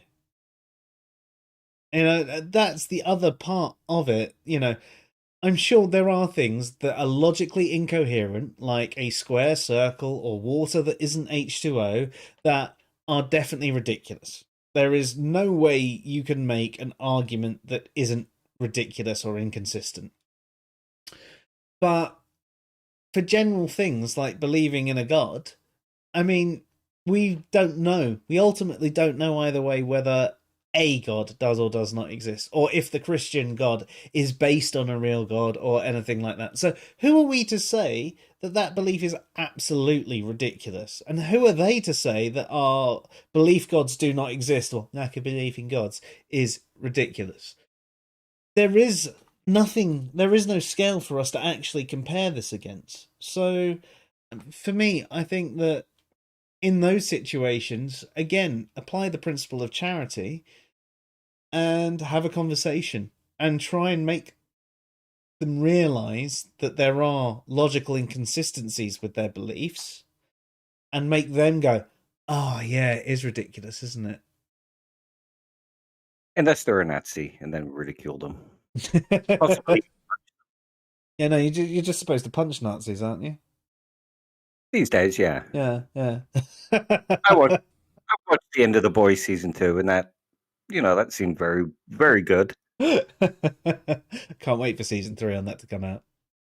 No, neither can I. I bought the Blu-ray for season 1 the other week. Oh, really? Yeah, it was like $6.99 on sale on Amazon on Blu-ray. So yeah, if I still had a Blu-ray player, I'd definitely increase my collection. I don't anymore though.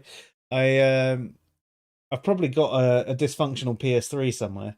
But I just don't really do the consoles or stuff in the living room. It's all off like a media server or streaming services.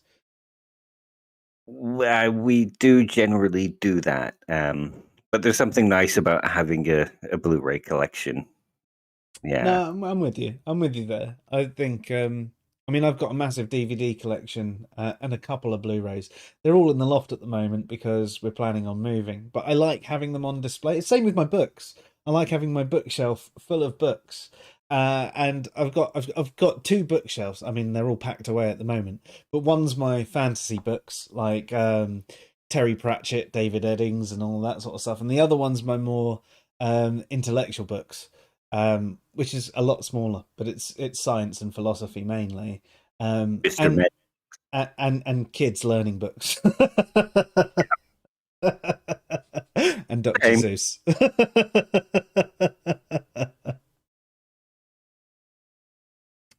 So we're gonna wrap up shortly, but to read the last couple of comments, Greg says, in order to be more precise, I literally tap out something like, I believe most versions of the Christian gods as described in the Bible cannot possibly exist.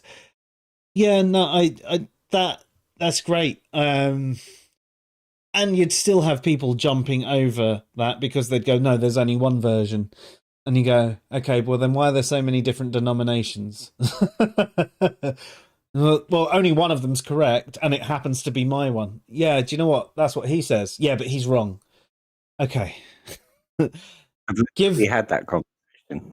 Sorry? I've literally had that conversation. Oh, really? Have you? I mean, I was just making shit up as I went along, but that's fantastic that it's real. Yeah, I know. All the other denominations are wrong. I'm right. And when you point out that they say the same thing, it's like, yeah, but they're misunderstanding the Bible. I have the correct interpretation of the Bible. Yeah. I mean, I have had a more high-level version of that, especially with Calvinists and things like that. They're very determined that their version is correct and all the others are wrong.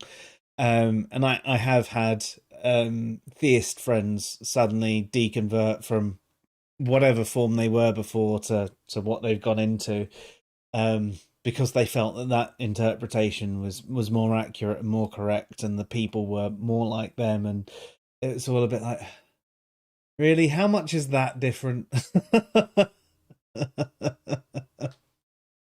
Do you not really see the issue with a instruction book that is so vague that it's split off into so many different denominations that can't even agree with each other, and they want to talk about bringing the world together in peace, but actually they just seem to split it more and more?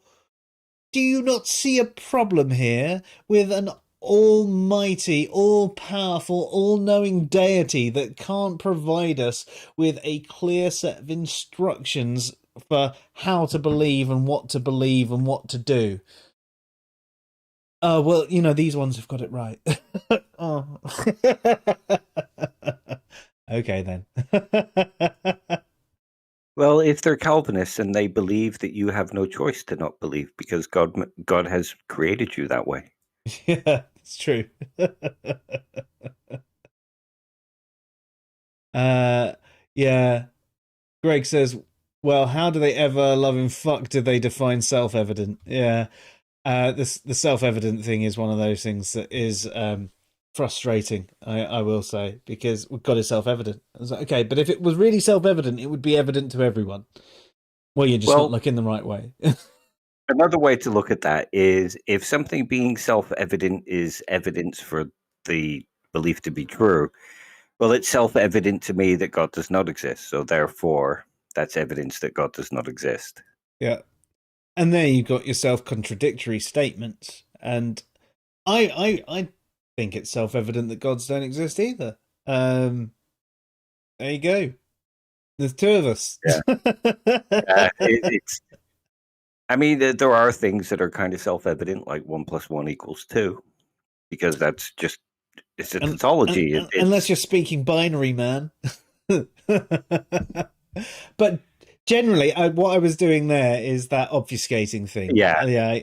Generally, when people are speaking about maths, you're speaking in base 10, unless someone specifies something differently, right? So, in fact, even if you were speaking in, is it hexadecimal, 1 + 1 would still equal 2. It's only when you come down to binary and things like that it wouldn't necessarily equal that. But there are so many people that are so determined to win an argument that they will do that sort of thing. And they'll do this whole bait and switch, basically. Except they're not necessarily doing the bait and switch. You'll give them the bait, and then they'll do the switch themselves. So I don't know what that's called. Terrible arguing. Yes, yeah, it's terrible arguing. I just don't know if there's a proper name for it. Neither do I. But sorry. I was just going to say the worst version of that 1 + 1 = 2. Oh, well, what about these times? The worst version of that I've heard is somebody wants to argue that he can prove 1 + 1 does not always equal 2, because if you add one cloud to one cloud, you still end up with one cloud.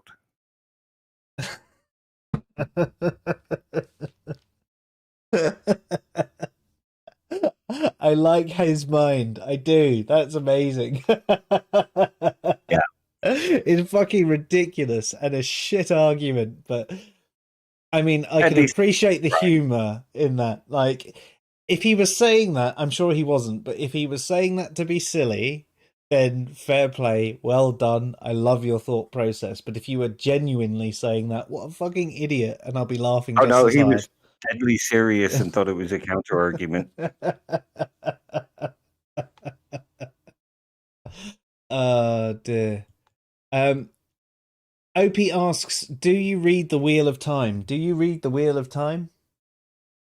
I've not read it. I've got the first one in the series. I think it's David Eddings. I can't remember who wrote it.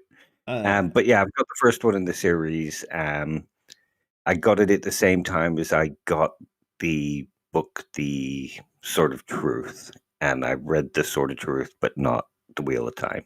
Oh, interesting. I love David Eddings as an author, actually. I've not read The Wheel of Time. I read the Belgariad and the ones that came after that. And then there was the single book he did that was actually, I thought, better, which was The Redemption of Althalus or something like that, which But yeah, David Eddings is a great author, and I liked one of his books where at the beginning of the book he basically did this thing about how there's only ever 10 stories being written, and pretty much every fantasy story is this method. You've got this thing, and then you find your ring of power or your object of power that you're all after, and you've got your underdog who happens to have the most power but doesn't realize.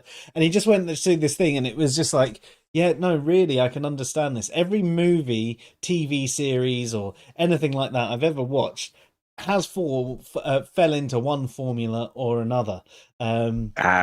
Sorry, I just looked it up. I was wrong. It wasn't David Eddings. I was remembering wrong. It's Robert Jordan.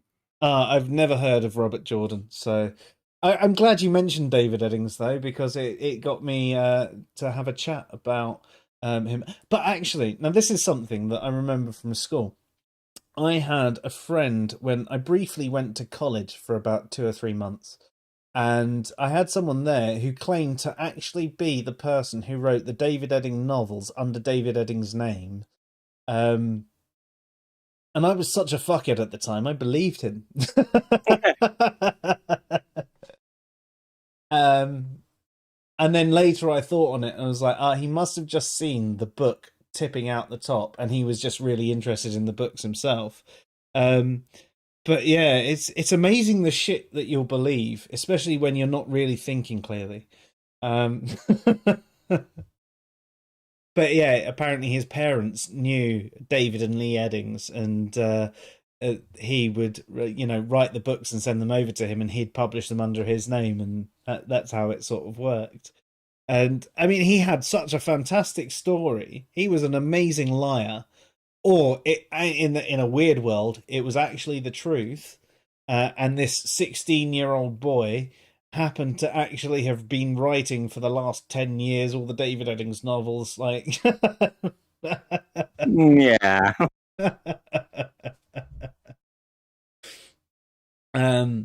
So no, OP, we don't read the Wheel of Time. There's your answer. Greg says, I'll ask them what their denomination is, and then I have an idea of which version it is. But yeah, I've had that conversation too. Try debating a Christian universalists. Their version of the Christian God is so vague, I'm not sure I could argue against it. So is a Christian universalist like a Christian panentheist? Because I've had that conversation with some of them where they go, God is not a God, and they describe something that sounds like pantheism but is one step different. So panentheism, and God, basically God is in everything and everyone, and you'll actually find that a lot of Christians are not only monotheists but panentheists as well. When they talk about their God, I mean, that's the way it goes. In fact, I've always found it funny how Christianity describes itself as monotheistic, because they've got the Father, the Son, and the Holy Ghost, and as far as I'm concerned, that's 3 parts. And it may be 3 parts of the same whole, but if you look at Hinduism, there's all the different gods that they have, and all of those gods are all those million parts of the same whole. So why is one polytheistic and the other monotheistic? And you have that conversation, they go, well, no, because it's the same one. Yeah, but that's what they believe too. It's just there's more of them. They go, well, no, it's different. But why? Well, it just is. Okay. Isn't a Christian universalist one of the ones who thinks that all will be saved? Everyone comes to God in the end. Might be remembering wrong. I don't know. Hopefully Greg will answer in a second. But yeah. Oh, hang on. Leon says Christian universalism is good in my opinion. I don't mind it in the Scientists. Philip says universalism is the only bearable Christian view on hell in my opinion. Manny says, no way am I doing all this sinning just to go to heaven.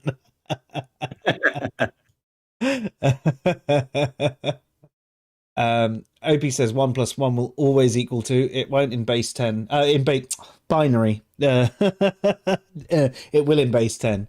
It won't in binary. 1 + 1 will equal 10 in binary. It will if you're going by numbers, not numerals. Which is I what think. he next says next. Numerals versus Oh, okay. numbers. Yeah. So technically you are correct there, OP. But I'm trying to have a bit of fun at the end of the stream. No fun allowed. Oh, no fun allowed. No fun. Leon says, according to Christians, 1 + 1 + 1 = 1. Yeah, no, that's exactly the point I was just making with the Father, the Son, and the Holy Ghost. There you go. Those three different aspects of God are all one God. But Hindus actually believe all their different aspects, their millions of gods, are all part of the same God as well. So what's the difference? I mean, surely Christianity by that, I mean, if we're holding everything to the same standard, they're either both monotheistic or both polytheistic. Let's go for Christian polytheism and really annoy some Christians.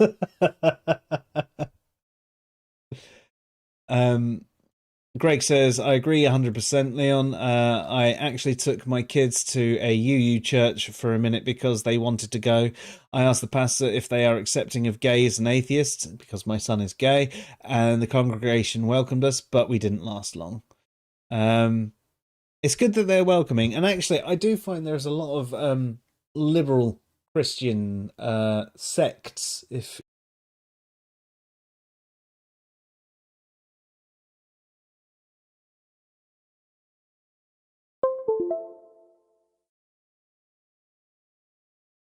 and loving of you, and I think that is a better way to go for these things. The whole fire and brimstone side of religion just really doesn't work, especially in today's world. So yeah, I definitely think that they should play that way. Greg confirms, yeah, there's different versions of universalism, but yeah, kind of like that. And yes, we all will be saved. And Philip says, isn't Christian Union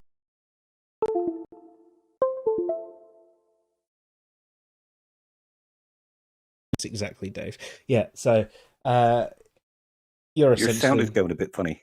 My sound is going funny, is it? Is it going funny to you? Well, I apologize if it's going funny to everyone out there. Let us know if it's me going funny or if it's Dave going funny. I'll never go funny. I have no sense of humor. Manny asks, how about annihilationism? How about it, Dave? Isn't that the idea that hell isn't eternal torment, but it's the idea that everyone who doesn't get reconciled with God just blinks out of existence? If I remember right. I've not heard it myself, but yeah, that's interesting. So basically what every atheist believes anyway. Yeah. But it sort of reconciles the problem of evil with hell. God is all good. Therefore, he could not torture someone for an eternity. Therefore, it must be annihilation. Yeah, that's fair. Greg says they believe generally that all religions are trying to worship the one true God, which is basically their special version of the Christian God. See, now that is one of the things I've always liked about the Hindu faith, is the fact that they regard all gods and all religions, or at least the Hindus that I've spoken to, as different aspects of, the same God. So it doesn't matter how you believe. It's just, rules that have been passed to you so that you can be a good person and be in a better caste in another life, and eventually rejoin the Brahmin God, do you know, it's been so long since I've looked into the Hindu faith, but I used to find it so interesting. Out of all the religions I looked into, I the Hindu faith, the Norse as a true, and sort of Wicca, those three were my peak of interests out of all the religions I used to look into. And it's amazing how much of that knowledge has slipped out of my mind from not reading up on it anymore and not refreshing myself. And occasionally someone says something and it pops something back into my brain and I'm like, I know about this. I just can't remember it. I used to really like the Chinese myth with the Jade Emperor and Sun Wukong, the Monkey King. Yeah, there's been quite a few movies and stuff like that on there, hasn't there? Yeah. Yeah. There was a TV show too was there? called Monkey Magic. Yeah. I've never watched it, but I think I know the one you're talking of. But yeah, Awesome. I need to probably check that out myself. There are some people that say that's what Dragon Ball Z was loosely based on. Yeah, I think I've only ever really watched Dragon Ball, and that sort of had similarities to the mythos, but wasn't exactly the same. Yeah, fair. I used to love Dragon Ball Z. Dragon Ball GT sort of ruined it, but yeah, I used to be quite into my anime and manga and stuff like that, and I just don't have the time for it now. I wish I had more hours in the day, and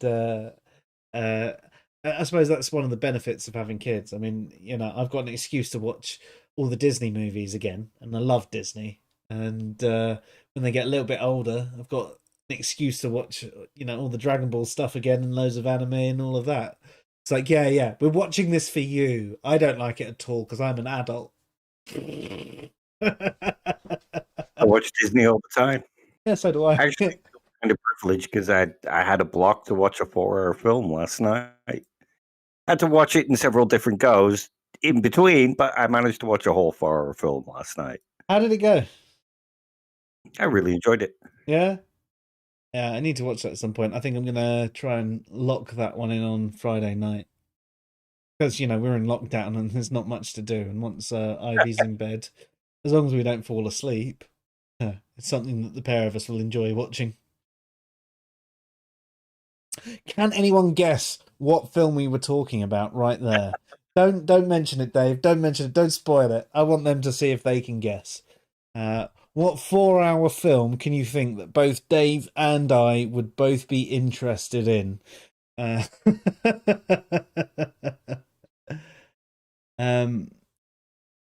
Manny says, why would I want to go from atheism to annihilationism? Well, I mean, it's the same difference, isn't it? It's but yes, fair.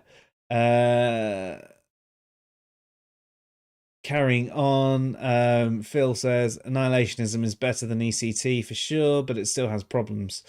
Yep. No questions from me. Leon says, I don't mind annihilationism personally. It's more tolerable. ECT is abhorrent. Eternal conscious torment. I was just going to say. Yeah. Philip says, I think it's problematic if you consider the asymmetry between eternal bliss and annihilation. Yes, I guess. But equally, if you've got eternal torment, then have you really got a loving God? So there's a bit of asymmetry there. So you've got asymmetry either way. So could that be a justification for thinking neither are true? It is depriving you of eternal happiness, which is problematic to work with as well. But it's definitely better than ECT. Yeah, I'm with you there. Greg confirms that yes, universalism is similar to Hinduism only in that sense, because universalism is so open-minded, it is hard to label them. But they differ from Hinduism in that they do believe the Christian God is the one true God that all will be reconciled to. But that's similar in Hinduism, that it's sort of the Brahmin sort of thing. It's you're talking about this concept here that everything will be reconciled to, with different names, but there is nothing to say that these two different concepts that everything will be reconciled to is actually not the same one, just translated different ways down the path. So I'd almost argue that they are the same thing.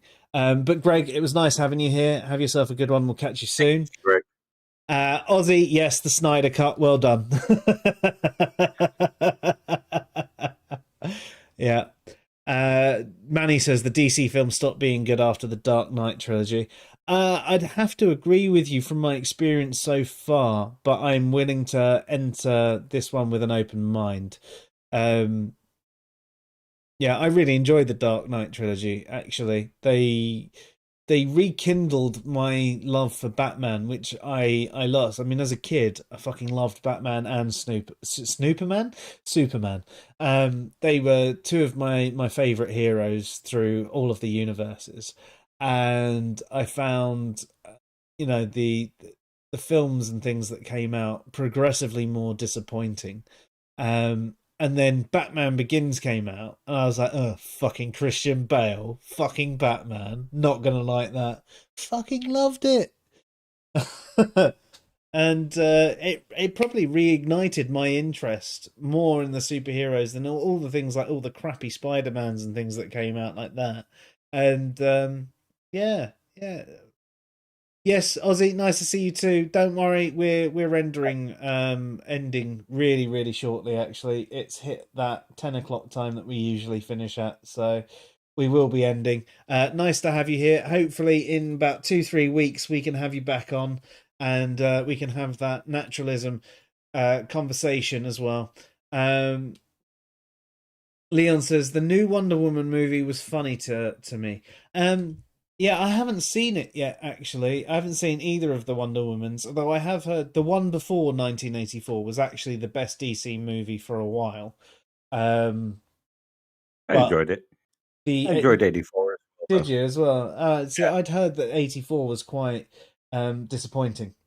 But It is kind of, but it was still just a fun, stupid superhero movie. yeah, and that's what you want out of movies sometimes. Yeah. Fair. I mean, maybe I just need to give it a go. It's just so hard to find the time. I'm so guilty these days of not having the time to watch a movie. So if something doesn't capture my interest within 20 minutes, I turn it off, because I'm like, I've got so many other things I'd rather be doing than watching this. But yeah. I used to watch films like Faces of Death and Cannibal Holocaust. I'll put up with pretty much anything as long as it entertains me. Yeah, but that's just it. If I don't get entertained within 20 minutes, I switch it off.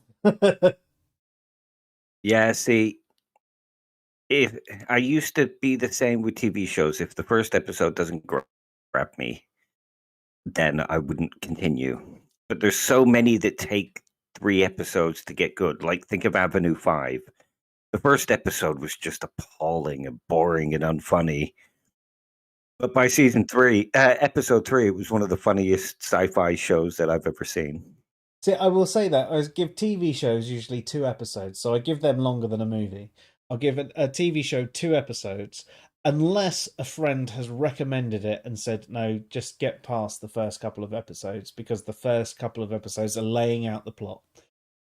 Then I'll give it a go. A good example of that was WandaVision, because I watched the first episode and didn't watch it for a month, because I was just like, what the fuck is this shit? And then I watched the second episode and went, But friends encouraged me to continue. And yeah, you get to the 3rd, 4th episode and you're like, yeah, I get why people like this. And so I can understand it. But in general, TV shows, if they don't get to... But that Game of Thrones, I watched the first 4 episodes like a few times trying to get into it, and I just couldn't. I like that sort of thing, but I found Game of Thrones incredibly boring. And then I actually had a friend say, you just need to get through the first season, then it gets good. I was just like, I'm not going to watch a whole season of a show for it to get good. I did that. I watched the first couple of episodes and it was like, no, I didn't enjoy that. And somebody said, oh, no, you got to get to the end of the season. Got to the end of the season. It was like, no, that was crap. I like the ideas of how they were trying to subvert typical fantasy tropes. The show was just boring. And then it was like, oh, no, you got to watch to the end of season 2. That's when it gets good. Watch to the end of season 2 and it still hadn't got good. It was like, no, I didn't enjoy it. Oh, no, you got to get to the end of the 3rd season.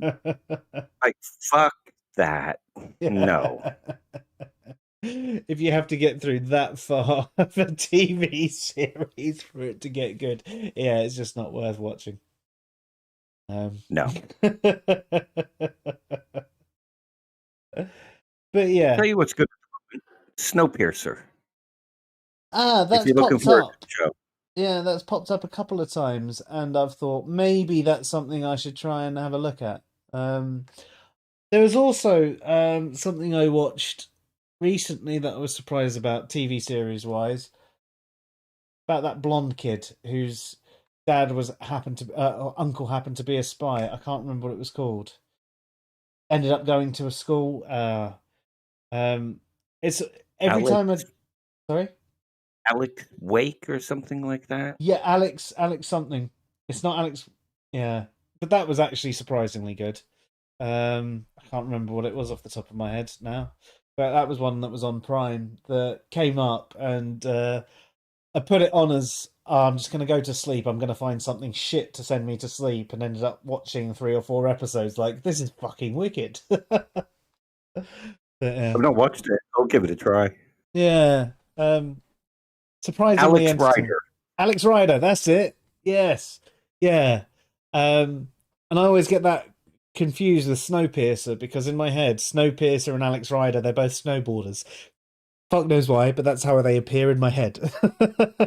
That'll do. Talk about weird imagery that you get in your heads. I don't even know if that was this stream or some other thing that I was having a conversation with on Twitter.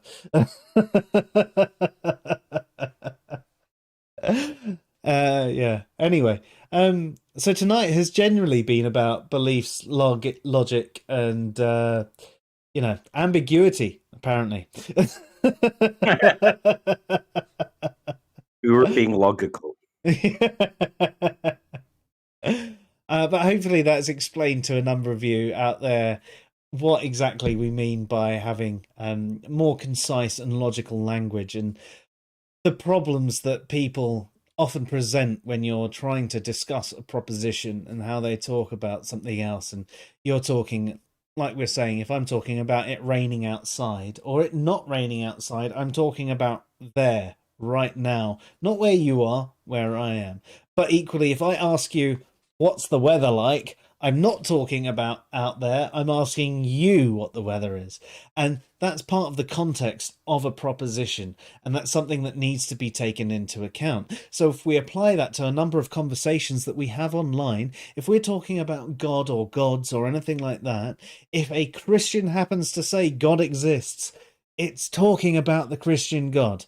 Now, you might have a further question of what denomination are you, so you can get to some specificity of their belief about their God. But they are talking about the Christian God. They're not talking about the Hindu God with their belief. And it's ridiculous for you to say which God. Now, if someone who has no identifier of what they are, their ontological position, then you can say,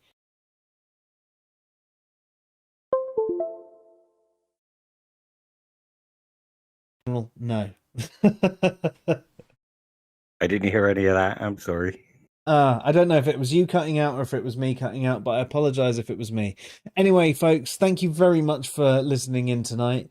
And we will be back next Tuesday with a stream on moral particularism and value pluralism.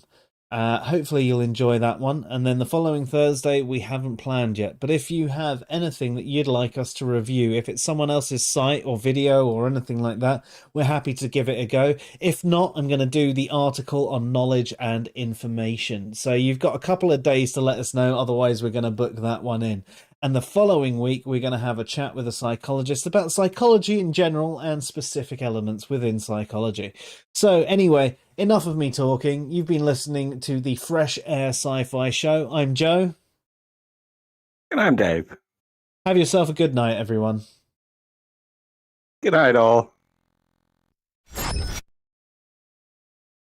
I'm supposed to go into the end stream. There it is. Not quite popped up on the pie yet. So everyone, thank you very much for listening in. Our usual streaming times are Tuesday and Thursday at 8 p.m. GMT.